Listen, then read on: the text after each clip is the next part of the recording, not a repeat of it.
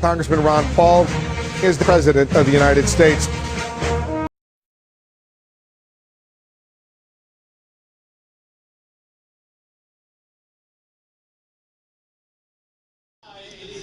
It doesn't make much sense, and I think anybody with little common sense can figure it out. If you allow a government to spend endlessly and print the money when they need it, they're going to do it. So you don't trust the government to do that, and yet we're doing it. Once again, they've done it thousands of years, actually, they've destroyed currencies. It usually comes under conditions of war.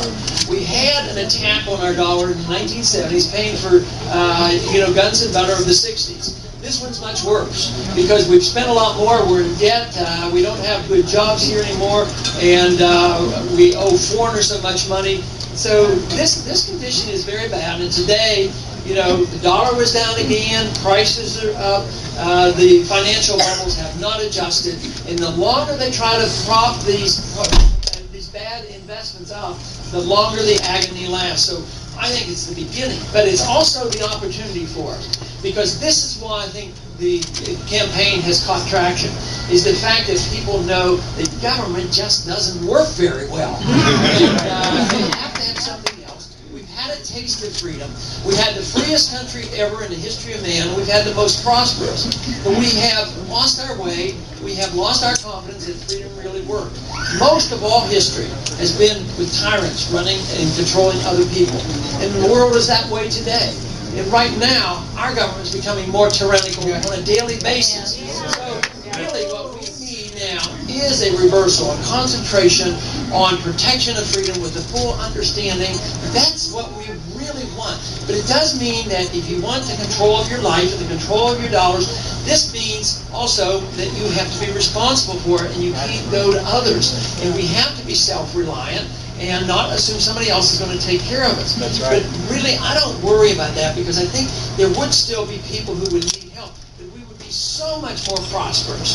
And people would help each other. Families would take care of each other. Yeah. But today, the standard of living is going down. Truly, when you destroy money, you destroy the middle class. This is why the middle class is suffering. At the same time, you still see that Wall Street passes out, at the end of the year, $38 billion worth of bonuses in the mess that they've created. Revolution!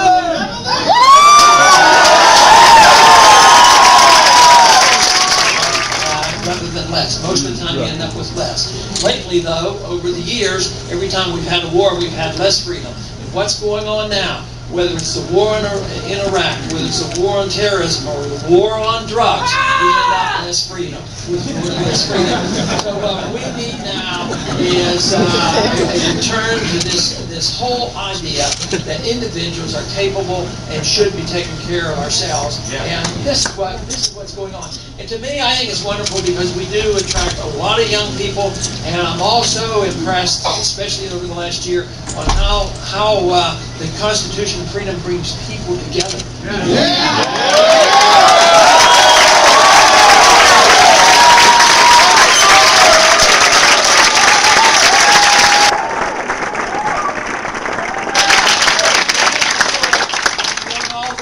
We look different, but we come together. What we have today is very divisive. Socialism and fascism and welfareism, when the government controls everything, we have to fight over everything that happens because they take the money and they get control.